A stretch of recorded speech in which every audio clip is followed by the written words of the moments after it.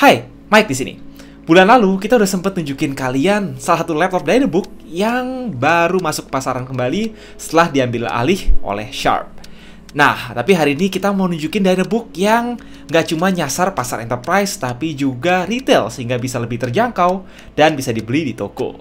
Inilah Satellite Pro L40G.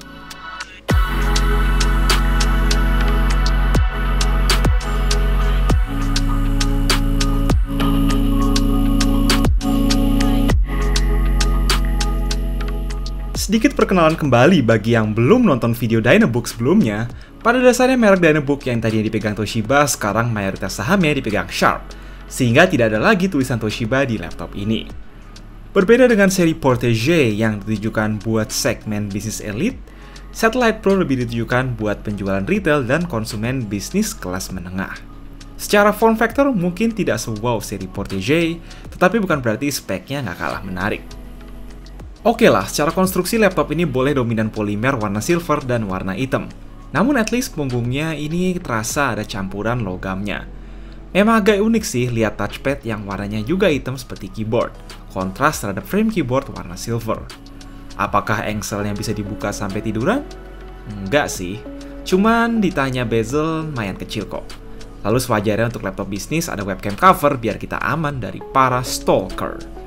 Overall solid lah, berasa bahwa ini beneran laptop belasan juta, udah diuji banting dari ketinggian 76 cm dan tahan tekanan 100 kg dari atas.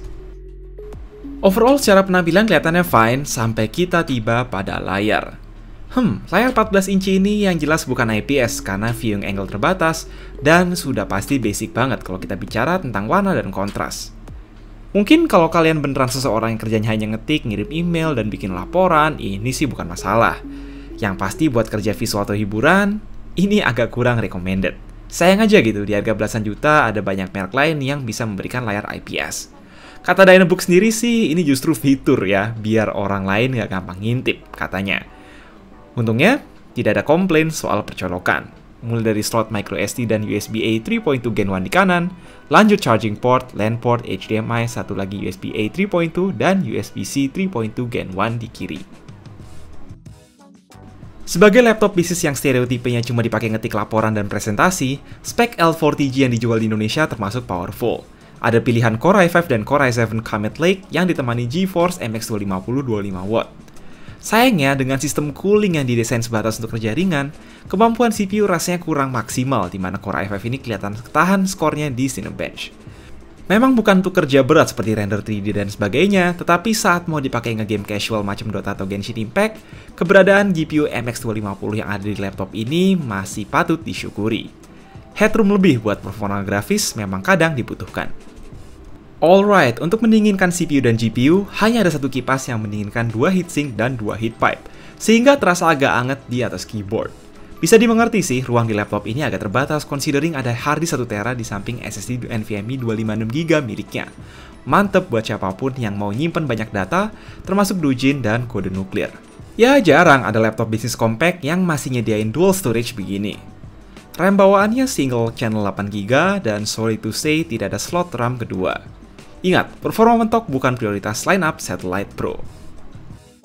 Dalam sebuah laptop bisnis, boleh-boleh aja kita expect keyboard yang bagus. Jujur, feel-nya sih biasa aja. Key travel pendek, agak empuk, tapi spacing-nya masih pas. Gue juga demen sama keberadaan row insert page up page down di kanan, tombol panah ukuran penuh, tapi sayang banget tidak terlihat ada fitur backlit dan FN lock. Di sisi lain ada tombol power kepisah, terus touchpad akurat pakai Windows Precision Driver. Kayaknya sih nice andai SKU yang dijual sekarang punya fingerprint reader, yang kayaknya udah jadi standar laptop kerja belasan juta. Lanjut baterai, harap maklum kapasitasnya kebentur keberadaan harddisk.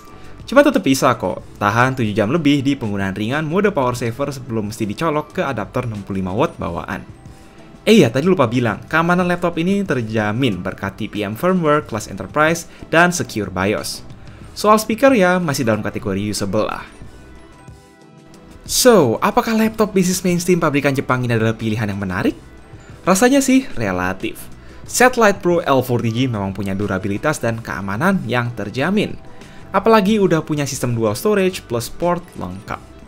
Tetapi, Ada beberapa fitur kunci yang menurut kami semestinya ada di laptop harga segini, misal layar IPS, fingerprint, dan iluminasi keyboard. Nah, kabar baiknya, karena Dynabook di Indonesia baru debut di pasar retail, beberapa pembeli pertama bisa langsung dapat bonus TV, gimmick, dan Intel Kit. Lalu untuk pembeli-pembeli berikutnya, gratis Air Purifier. Langsung aja cek promonya hanya di IT Gallery di deskripsi. Keputusan terakhir apakah ini laptop worth it atau enggak, kami serahkan kembali pada dompet kalian masing-masing. Itu aja dulu tentang Dynabook Satellite Pro L40G. Jaga terus kesehatan kalian, and as always, stay safe.